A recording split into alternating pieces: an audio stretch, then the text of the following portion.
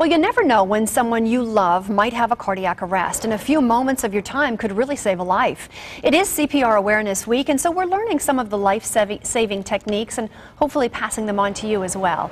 ABC 15's Kimberly Chang joins us live. Kimberly, a person's survival really depends greatly on getting immediate CPR, but a lot of times that does not happen. Such a big difference, and you're absolutely right. About a third of the time, people just stand around doing nothing. So say you're out and someone just drops to the floor and has a cardiac arrest. What should you do? That's the question we're asking Phoenix Fire Department this morning. This is Captain Troy Caskey with me. Why is it that a lot of people just stand around doing nothing?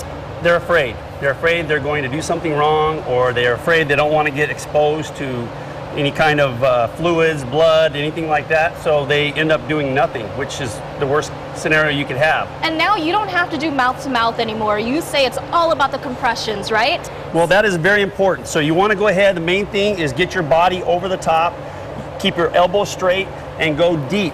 2 inches on an adult. You have to compress that chest, and you're basically trying to pump that heart with the already oxygenated blood. As hard as you can. Don't worry about breaking a rib is what you told me. Probably going to break a rib or two, but think about it this way. They'd rather have a broken rib and live and survive than to not survive by not doing anything. So the main thing is, you're going a little fast. You want to do about 100 times a minute. Doctors have said, hey, the old Bee Gees song, Staying Alive, use that rhythm in your head and follow that, and you'll get about 100 times a minute. So am I doing better now if You're I doing kind better. of stay on You're rhythm? doing better. Keep it in the center of the chest, and then deep. You want to go deep, so go deeper if you can.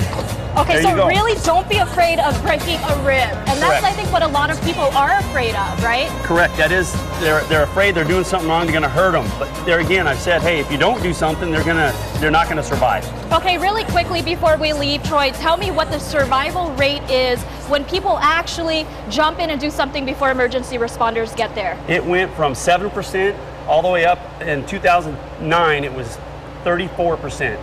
The next thing they did was a study in 2010, the numbers continue to increase at 40%. Phoenix Fire did a study with the 200 compressions, just doing compressions only initially. So Troy, thank you for sharing that with us this morning. So Connie, you heard when people jump in and do something, there's a 40% survival rate for that victim. So you want to do something, don't just stand by and do nothing at all. Boy, such critical information there this morning. Thank you, Kimberly. We appreciate it, giving us the tools we need to jump in.